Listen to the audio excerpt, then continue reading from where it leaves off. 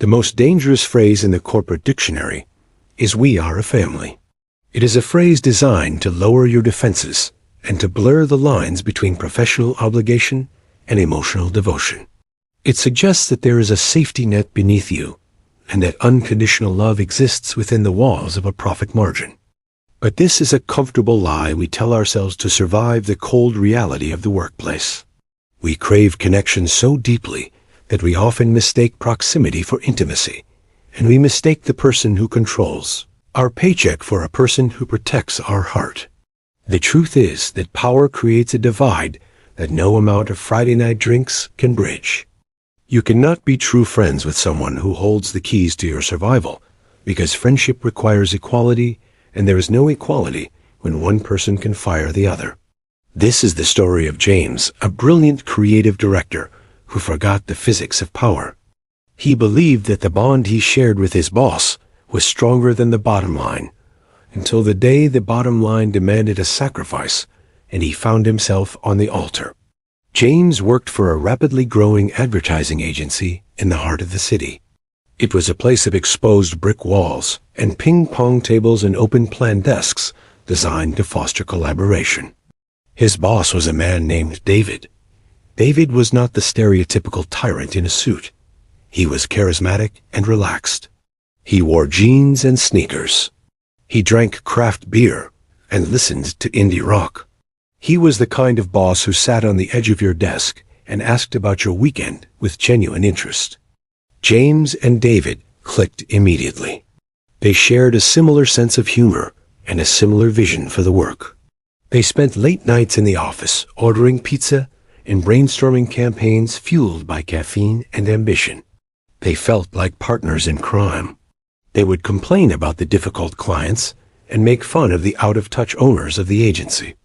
David would confide in James about his own stress and his marital problems and his fears about the future. This vulnerability acted like a hook. Because David opened up, James felt safe to open up as well. He felt that they had entered the sacred circle of trust where titles didn't matter. They started hanging out outside of work. They went to concerts together. Their families had dinner together. James stopped seeing David as the vice president of marketing and started seeing him simply as Dave, his buddy who happened to sign his timesheets. This was the mistake. James forgot that while Dave was his buddy on Saturday night, David was the vice president on Monday morning. And the two men could not coexist when the pressure mounted. The trap was sprung on a rainy Thursday evening. The agency had just lost a major account, a client that represented 30% of their revenue. The atmosphere in the office was toxic. Panic was in the air. David invited James out for a drink to blow off some steam. They went to a dimly lit bar on the corner, a place where they had celebrated many victories in the past. But this time there was no celebration. David looked exhausted. He ordered a round of whiskey and sighed heavily. He looked at James with bloodshot eyes and said, "I don't know if I can keep doing this, James. The pressure is killing me. The owners are breathing down my neck. I feel like the ship is sinking." James, seeing his friend in pain, felt the urge to comfort him. He felt the urge to reciprocate the honesty. So James lowered his shield. He leaned in and spoke the words that would eventually become his execution order. He said, "I know what you mean, Dave. Honestly, I have been thinking about looking for a way out myself. I have been looking at some freelance options, maybe starting my own small studio. I just don't know if I have the energy for corporate life anymore. I want to do work that matters." It was a moment of pure connection. Two soldiers in the trenches confessing their war weariness. David nodded sympathetically. He put a hand on James's shoulder. "I get it, man," he said. "I totally get it. We all dream of escaping. Your secret is safe with me." They finished their drinks and went home. James felt lighter. He felt that their bond had deepened. He thought he had shared a burden with a brother. He did not know that he had just handed a loaded gun to a man who would soon need a weapon. 2 months later, the agency was in full crisis mode. The owners were demanding cuts. They needed to trim the payroll to save the fiscal year. They called David into a strategy meeting that lasted for 4 hours. They told David that he needed to cut one senior salary from his department. It was either him or one of his directors. David was a nice guy. He was a cool guy. But David had a mortgage. David had 2 kids in private school. And David, like all human beings, possessed a survival instinct that overruled his empathy.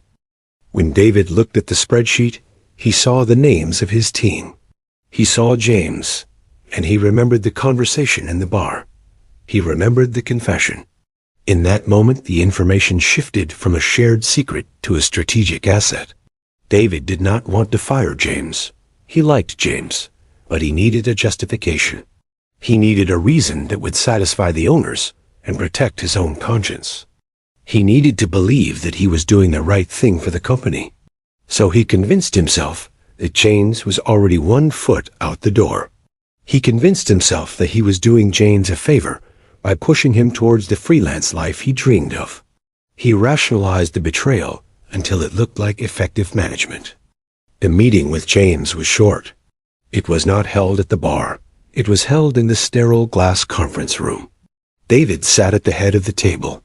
He was not wearing his sneakers. He was wearing a blazer. He did not look James in the eye. He looked at a piece of paper. He used the corporate voice, the voice that is stripped of all humanity. James, he said, due to the loss of a client, we are forced to restructure the department. We have to eliminate the creative director position. James was stunned. He felt the blood drain from his face. But Dave, he stammered, we are a team. We built this department together. I thought we were in this for the long haul. David finally looked up. His eyes were cold. They were the eyes of a stranger. He said, we need people who are 100% committed to the agency's future, James. And based on our previous conversations, I know that your heart isn't fully here anymore. You mentioned you were looking to start your own studio. I think this is the push you need to pursue that dream. James felt like he had been punched in the gut. The whiskey, the rainy Thursday, the secret he had whispered in confidence. It was all being used against him. It was being twisted from a moment of vulnerability into a cause for termination. You used that against me, James whispered. I told you that as a friend.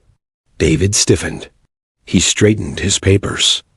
I have a responsibility to the stakeholders, James David said.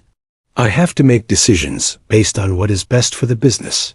It's not personal. It's just business. James walked out of the office with a box of his belongings. He realized as he stood on the sidewalk that he had been played. He had not been fired because of his performance. He had been fired because he gave his boss the ammunition to shoot him. He realized that the friendship was a luxury that David could only afford when the sun was shining. As soon as the storm came, the friendship was the first cargo thrown overboard to lighten the ship. James learned the hard lesson that day. He learned that your boss is not your therapist. Your boss is not your drinking buddy. Your boss is an agent of the organization. Their primary loyalty is to the hand that feeds them, and that hand is not yours. Years passed. James did start his own studio. He became successful. He hired his own employees. But he led them differently. He was kind. He was fair. But he kept a distance.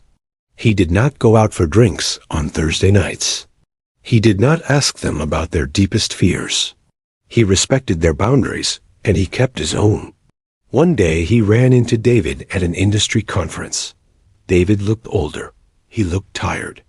He walked over to James with a big smile and extended his hand. James, good to see you, he said.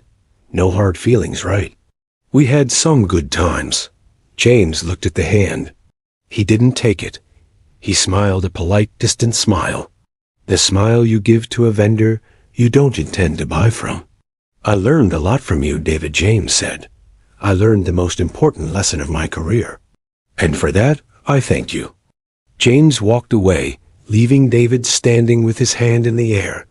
James realized that forgiveness does not mean amnesia. He understood that you can wish someone well without inviting them back into your life. The lesson is simple but brutal. In the workplace, information is leverage. Every time you complain about the company, every time you admit to a weakness, every time you share a doubt, you are handing over leverage. You are giving your superior a card they can play whenever they need to save themselves. It does not mean they are evil. It means they are human. And humans will always protect their own survival first. We want to believe that we can bring our whole selves to work. We want to believe in authenticity. But total authenticity is a danger. You must keep a part of yourself sacred and separate. You must have a garden that your employer does not have a key to. Your dreams, your fears, your exit strategy, these belong to you and your real friends. They do not belong to the person who writes your performance review. Be friendly. Be kind. Be a great colleague. Listen to their stories. Laugh at their jokes. But never forget the structure. Never forget that there is a hierarchy. A friend is someone who will help you move a couch on a Sunday. A boss is someone who has to calculate if you are worth your salary on a Monday. Those two roles are in conflict. And in the end, the structure always wins. If you are sitting across from your boss today, and they are smiling and pouring you a drink and asking you what you really think about the company, take a breath. Take a sip, smile back, and tell them exactly what they need to hear to know that you are reliable. Keep your truth for the drive home. Keep your truth for the dinner table with your family. Keep your truth for the people who will still love you when you are unemployed, because the company will replace you in a week. But your dignity is the one thing you cannot outsource. Protect it. Guard your tongue. And remember that the person who signs the checks can never truly be the person who holds your soul.